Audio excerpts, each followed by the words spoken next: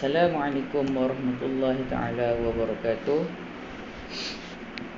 Nama saya Muhammad Fakrul Amilin bin Mahmarulim. Saya pelajar PDPP PAI Kumpulan 3 ingin memberi pembentangan kerja khusus persembahan EDUP 2132 Profesionalisme Keguruan yang bertajuk menganalisis isu-isu etika dan perundangan pendidikan di Malaysia, iaitu permasalahan guru terlibat dalam penyalahan penggunaan dadah dan menerima rasuah. InsyaAllah, mudah-mudahan apa yang saya bentangkan ini dapat memberi kefahaman yang jitu, kefahaman yang lebih memberi manfaat kepada tuan-tuan sekalian. InsyaAllah, mudah-mudahan. Dan saya akan teruskan pembentangan saya, insyaAllah. Sebelum itu, kita pengenalan dahulu. Dalam usaha mendidik murid-murid di sekolah, guru adalah merupakan insan yang terpilih untuk menjadi contoh yang terbaik serta tauladan yang patut diikuti oleh murid-muridnya, kerana murid-murid yang berakhlak dan beradab adalah cerminan daripada gurunya. Jikalau gurunya beradab dan berakhlak mulia, sudah tentunya murid sebegitu juga. Menurut Mok Sun Sang 1988 menyatakan bahawasanya guru seharusnya menunjukkan kepribadian yang mulia dan berkualiti serta bertanggungjawab dalam menjalankan amanah supaya menjadi ikutan kepada murid-muridnya. Ini membawa maksud guru tersebut merupakan manusia yang terpilih untuk memberi pendidikan ataupun memberi penerangan ataupun menjadi seorang manusia yang mendidik manusia lain untuk menjadi manusia yang berguna kepada dirinya, keluarganya dan juga masyarakat. Kerana apa? Guru tersebut adalah seorang manusia yang mempunyai kepribadian yang mulia, berakhlak yang mulia, beradab, sopan santun, dan boleh menerapkan nilai-nilai yang murni kepada murid-muridnya di sekolah. Kerana apa? Apabila murid-murid tersebut pergi ke sekolah, hanya mereka berjumpa dengan guru daripada mula persekolahan sehinggalah habis tamat persekolahan dalam seharian. Dan guru-guru tersebut adalah insan yang wajib memberi pendedahan tentang kelakuan yang baik supaya murid-murid tersebut berubah dan menjadikan guru tersebut ikutan dan idola dalam hidup mereka. Kerana tanpa guru, siapalah murid. Okey, kita teruskan. Sebelum tu kita jelaskan, kita fahami dulu konsep etika, konsep profession dan kod etika profession keguruan. Okey. Yang pertama, etika ni dia berasal daripada perkataan bahasa Inggeris, iaitu ethic, yang membawa maksud sikap ataupun beradab terhadap suatu tingkah laku. Dan ia adalah satu sistem yang berdasarkan tingkah laku bagi suatu kumpulan manusia ataupun individu yang merangkumi beberapa aspek tertentu. Ini membawa maksud etika itu adalah sikap ataupun peradaban terhadap tingkah laku dalam diri manusia. Tanpa etika ataupun peradaban, manusia tak boleh menjadi manusia yang lebih baik. Dan ia berlaku dalam sekumpulan manusia ataupun individu untuk menjadi contoh kepada individu ataupun sekumpulan manusia yang lain. Menurut Kamus Dewan Bahasa dan Pustaka, makna bagi profession adalah skop suatu bidang, iaitu bidang pekerjaan manusia yang khususnya memerlukan keilmuan pendidikan dan kecekapan serta kemahiran yang jitu, bahkan memerlukan latihan yang lengkap bagi merealisasikan pekerjaan tersebut. Profession ni bermaksud dalam suatu bidang yang manusia bekerja, mereka memerlukan pengetahuan, penyelidikan, kemahiran yang cekap supaya menjadi lebih baik dan lebih hebat lagi dalam pekerjaan tersebut. Dan mereka juga perlukan latihan yang lebih baik dan lengkap bagi menjadikan pekerjaan tersebut berjalan dengan lebih lancar, insya-Allah. Manakala dalam konsep kod etika profession keguruan pula membawa maksud setiap profession dalam pekerjaan keguruan ini mempunyai kod etika yang tersendiri, kerana setiap guru harus mematuhi kod etika tersebut dengan beradab, berakhlak mulia dan menjaga maruah sebagai seorang guru, serta sesekali tidak melanggari kod etika yang telah ditetapkan. Ini membawa maksud apabila seorang guru telah masuk dalam bidang pekerjaan keguruan ini, mereka perlulah mematuhi kod-kod etika yang telah ditetapkan supaya tidak mencemari maruah sebagai seorang guru dan tidak mencemari maruah institusi perguruan di Malaysia ini, insya-Allah. Okey.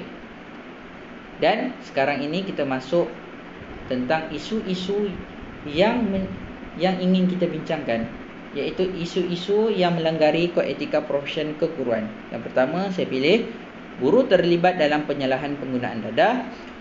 Dan yang kedua, guru terlibat dalam penerimaan rasuah. Okey, kita lihat dulu. Isu guru terlibat dalam penyalahan penggunaan dadah. Sebagai seorang guru yang berdedikasi dan berpendidikan, seharusnya mengetahui bahawasanya dadah itu adalah sesuatu yang negatif dan yang buruk serta berbahaya. Dan sebaiknya guru perlu memberi pendedahan ilmiah kepada murid-muridnya tentang bahaya dalam penyalahan penggunaan dadah.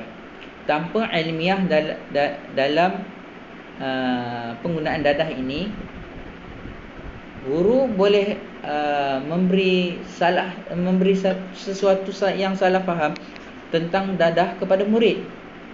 Sebagai contohnya, kalau guru tersebut tidak mengetahui bahayanya ataupun rosaknya apabila menggunakan dadah yang berlebihan dalam bidang perubatan, maka boleh menyebabkan ketagihan kepada seorang individu tersebut, khususnya pada muridnya lah, kan. Menurut Perundangan Perlembagaan Persekutuan, dalam Peraturan-Peraturan Pegawai Awam Kurungan Kelakuan dan Tata Tertib 1993, bahwasanya seorang guru ataupun seorang pegawai tidak boleh menggunakan atau mengambil kecuali bagi bermaksud perubatan sebagaimana yang telah ditetapkan oleh seorang pengamal perubatan yang telah didaftarkan di bawah Akta Perubatan 1971, atau menyalahgunakan atau menagih dadah yang berbahaya. Ini membawa maksud dalam peraturan ini telah menjelaskan seorang guru ataupun pegawai kerajaan tidak boleh menggunakan atau mengambil sedikit ataupun secubit ataupun yang seumpama dengannya, kecuali hanya diizinkan oleh pengamal perubatan yang telah didaftarkan oleh kerajaan di bawah perundangan yang telah ditetapkan. Ini membawa maksud seorang, contohnya guru tersebut mempunyai penyakit yang boleh menyebabkan kemudaratan yang lebih parah dan boleh menyebabkan kematian. Dan bila menggunakan sejenis dadah dalam kuantiti yang sikit, tetapi perlu minta izin daripada doktor ataupun pengamal perubatan yang telah berdaftar bawah kerajaan yang telah ditetapkan dan termaktub dalam perundangan yang telah diperintahkan. Ini bermakna sebagai seorang guru wajib tahu tentang perundangan ini supaya tidak terlibat dalam penyalahan penggunaan dadah. Kerana apa? Dadah kalau rasa sedikit untuk digunakan sebagai perubatan tidak mengapa. Kalau terlebih diambilnya boleh menyebabkan kemudaratan kepada kesihatan guru tersebut. Dalam perkhidmatan seorang pegawai yang diperakui oleh pegawai perubatan kerajaan sebagai mengambil selain daripada maksud perubatan, menyalahgunakan ataupun nagih dadah, berbahaya, berlanggaran dengan sub peraturan kurungan 1, boleh ditamatkan demi kepentingan awam di bawah peraturan 49. Dalam maksudnya, dalam peraturan ini, dadah yang berbahaya adalah apa-apa jenis dadah ataupun bahan yang dinyatakan dalam jadual pertama Akta Dadah Berbahaya 1992. Ini membawa maksud dalam perkhidmatan sebagai seorang pegawai, sebagai seorang guru yang diperakui oleh perubatan kerajaan, pegawai perubatan kerajaan, khususnya pada doktor, dengan menggunakan ataupun mengambil selain daripada maksud untuk perubatan, dia boleh disabitkan kesalahan kerana berlanggar dengan peraturan yang telah ditetapkan, dan ini boleh menyebabkan dia ditamatkan tugasannya demi kepentingan awam, supaya perkara ini tidak berlaku pada masa yang akan datang. Dan ini menunjukkan bahawasanya sebagai seorang guru adalah lebih baik tidak melibatkan diri dengan mana-mana aktiviti yang berkaitan dalam penyalahan penggunaan dadah, kerana boleh membawa kemudaratan diri dan juga pada masa hadapannya sendiri. Okey. Seterusnya, dalam negara ini terdapat pelbagai kes penyalahan penggunaan dadah dalam kalangan guru, dan perkara ini amatlah membimbangkan.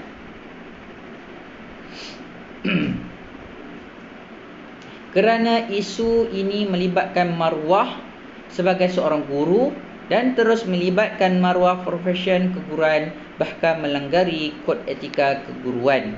Sebagai contoh, kes yang berlaku di negara kita, di negeri Terengganu pada tahun 2016, 3 orang guru terlibat dalam penyalahan penggunaan dadah dalam ujian saringan air kencing terhadap 3 orang guru tersebut adalah positif dan dikenakan tindakan tata tertib dan disabitkan kesalahan atas sebab terlibat dalam kes tersebut. Ini menunjukkan kesalahan yang amat berat, kerana guru seharusnya menunjukkan contoh dan juga sahsiah yang baik terhadap para muridnya. Kalau para muridnya melihat guru-guru tersebut terlibat dalam penyalahan penggunaan dadah, ini boleh menyebabkan pemberian kesan yang agak negatif, yang amat negatif kepada murid-murid tersebut, kerana mereka melihat, oh, guru-guru kita hisap dadah, jadi kita pun boleh hisap, sebab guru adalah ikutan kita. Jadi ini memberikan kesan yang amat buruklah kepada institusi pendidikan di Indonesia lah. Kerana apa? Ia akan memberikan kesan yang buruk dan impak yang berskala besar dalam sistem pendidikan di negara ini, dan boleh menyebabkan penjebakan murid-murid dalam penyalahan penggunaan dadah. Dan sebagai seorang guru, mereka perlulah memikirkan kesan sampingan jikalau terlibat dalam aktiviti haram ini, dan harus mempunyai wawasan dalam usaha mendidik.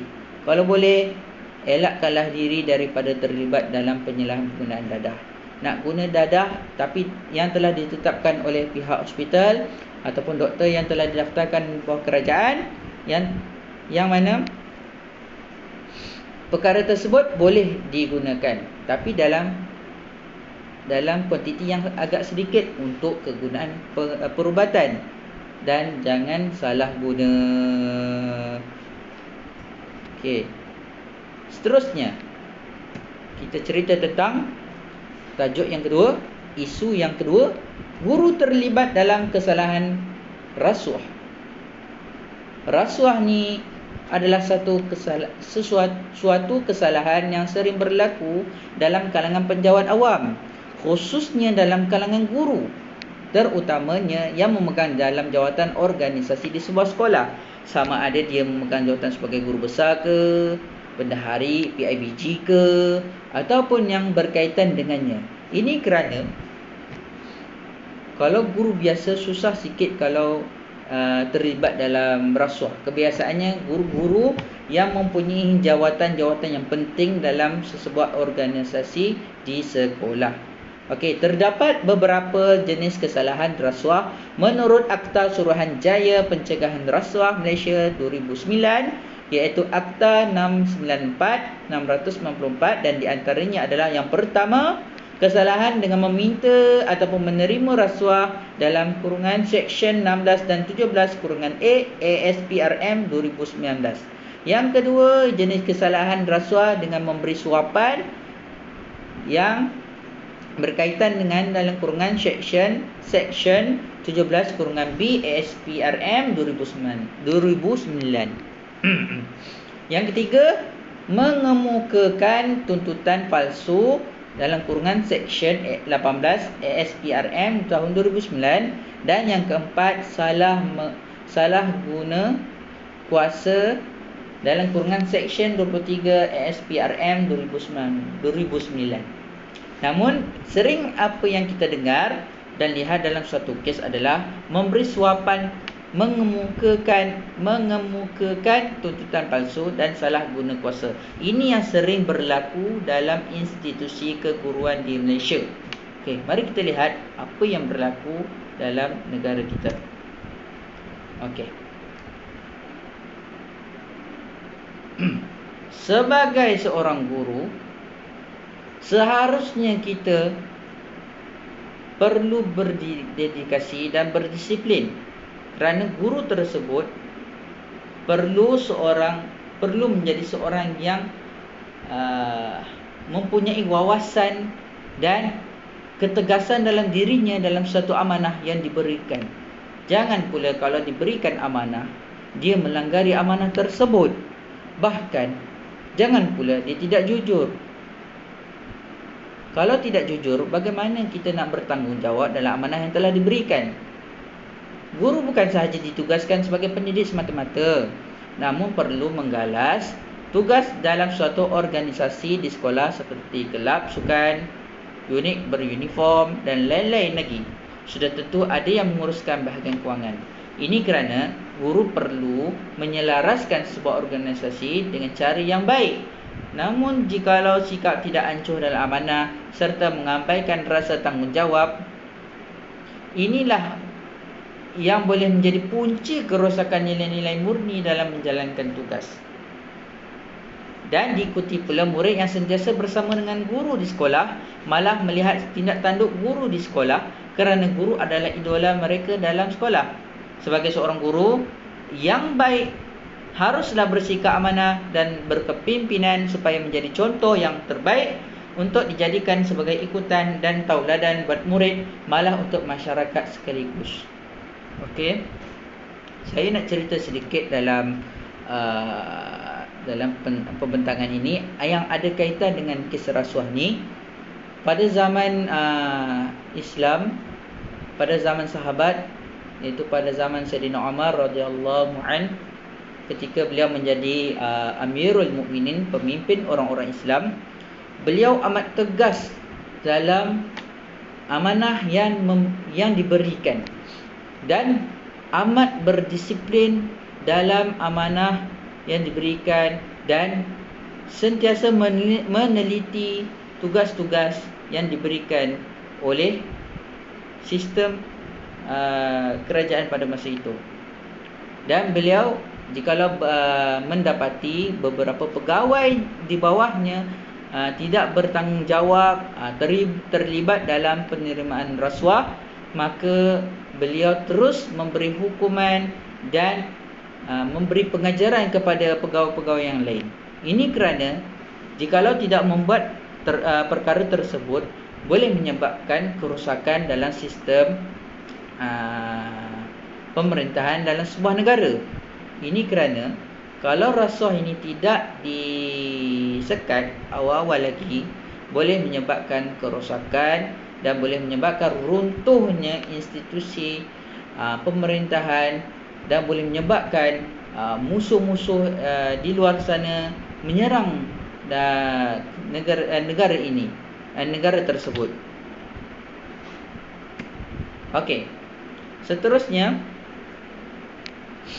Saya nak cerita sedikit. Antara kes-kes rasuah yang berlaku dalam negara ini adalah yang pertama, seorang guru besar di Alostar, Kedah, didakwa atas kes sabitan menerima rasuah sebanyak lebih daripada RM6,000. Kes tersebut berlaku pada tahun 2014 dan 2015 dan sebanyak 6 pertuduhan yang telah didakwa ke atas guru besar tersebut. Dan ini menunjukkan bahawa ketidakamanah dalam melaksanakan tanggungjawab sebagai seorang guru yang berdisiplin. Cuba kita lihat. Sebagai guru besar, sebaiknya dia memberi contoh yang terbaik kepada guru-guru di bawahnya, anak-anak buah di bawahnya, murid-murid di bawahnya, bahawasanya dia adalah seorang guru yang baik, bukannya membuat perkara tersebut, bukannya menerima rasuah. Ini menyebabkan guru tersebut mendapat malu, mendapat kecelaan daripada orang-orang di bawahnya, kerana guru besar boleh terima rasuah, kita pun boleh. Ini amatlah ditegah. Dan yang kedua, seorang guru besar di Kuantan, Pahang, disabitkan kesalahan dengan menerima rasuah sebanyak RM6,918 pada tahun 2018. Dan yang ketiga, pada tahun 2020, seorang guru ditahan atas sabitan menyalahgunakan kuasa bagi pembekalan alat ganti automotif ke sekolah. Dan yang keempat, seorang guru wanita disabitkan kesalahan merasuah 3 orang polis di Alostar. Kesemua kes ini berlaku dalam kalangan para guru yang langsung tidak mempunyai rasa tanggungjawab dalam usaha mendidik dan amanah yang diberikan. Kerana apa? Kalau boleh, sebagai seorang guru, kita perlulah elak daripada terlibat dalam perkara-perkara rasuah ini. Kerana apa? Dalam agama Islam, rasuah ini amatlah dipandang berat. Kerana apa? Jikalau seorang itu menerima rasuah, memberi rasuah, tuntutan palsu dan seumpama dengannya, Allah akan azab dia di akhirat kelak dengan perutnya dikembungkan dan diisi dengan nanah-nanah, darah-darah yang busuk, yang kotor, dan diseksa pula dengan azab api neraka. Na'udzubillah min zalik. Dan rumusan saya nak jelaskan, sebagai seorang guru, secara tuntasnya, kita haruslah mempunyai disiplin yang tegas dan sentiasa bersikap positif serta melaksanakan amanah dengan jujur. Ini kerana pekerjaan yang dilakukan adalah mempunyai peranan yang besar dalam mendidik manusia supaya menjadi insan yang terbaik. Sebagai umat Islam, sebagai seorang guru, kita mestilah ikhlas dalam melakukan pekerjaan ini. Kerana apa? Dengan amanah, jujur dan bersikap positif dan berdisiplin, kita akan menjadi seorang guru yang disayangi. Bahkan guru seharusnya mempunyai sikap yang mulia, toleransi, beradab serta mempunyai kriteria yang sejuk mata memandang. Ini kerana guru adalah idola dan tauladan kepada murid di sekolah, malah di mata masyarakat di luar sekolah, kerana menjaga imej sebagai seorang guru yang berjiwa sebagai seorang guru yang berjiwa pendidik. Dan yang ketiga, guru seharusnya mengetahui bahawasanya setiap kesalahan yang dilakukan boleh membawa kepada risiko yang tinggi kepada dirinya sendiri, keluarga dan juga pada masa hadapannya. Ini kerana dek tersalah jejak langkah boleh menyebabkan kerugian kepada punca pendapatannya. Kerana apa? Majoriti di Malaysia ini, guru ada yang bekerja sampingan, tapi yang ringan-ringan sahaja. Tapi kalau kehilangan pekerjaan sebagai seorang guru ini boleh mencacatkan kehidupannya, boleh mencacatkan punca pendapatannya dalam kelangsungan dalam kehidupan. Dan guru yang mempunyai masalah seharusnya menggunakan khidmat kaunseling di sekolah ataupun di mana-mana untuk mendapatkan rawatan yang melibatkan minda dan emosi. Dengan itu, guru yang sihat minda dan ceria emosi adalah guru yang cemerlang. Saya menasihati diri saya sendiri dan juga kaum-kaum guru di luar sana. Marilah kita bersama-sama bermuhasabah diri kita. Janganlah kita terlalu ikutkan nafsu, terlalu ikutkan kata-kata diri yang mendorong kepada perlakuan yang tidak baik, perlakuan yang negatif, perlakuan yang boleh menyebabkan diri kita terjatuh ke gaung kemusnahan, gaung-gaung yang boleh menyebabkan kita tersalah langkah. Kalau boleh, elakkanlah diri kita daripada terlibat dengan penyalahan penggunaan dadah, dan elakkanlah diri kita terlibat dalam penerimaan rasuah, tuntutan palsu, dan juga memberi suapan dan seumpama dengannya lah, supaya kita sebagai seorang guru ni kena ikhlas, kena rajin, kena berusaha menjadi guru yang baik, supaya murid-murid kita di sekolah sana, murid-murid kita di luar sana melihat kita seorang yang baik dan perlu diikuti. Kerana apa? Bab kata patah tadilah, kata bapa borek anak rintik. Guru yang baik mestilah mencerminkan dirinya kepada murid tersebut, supaya murid tersebut dapat memantulkan kepribadian guru tersebut melalui diri murid, diri murid tersebut. Sekian, itu sahaja daripada saya, Muhammad Fakrul Amilin bin Mahmarulim, PDPP PAI Kumpulan 3.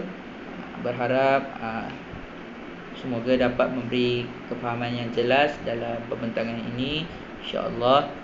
Kalau ada salah kata, saya mohon maaf.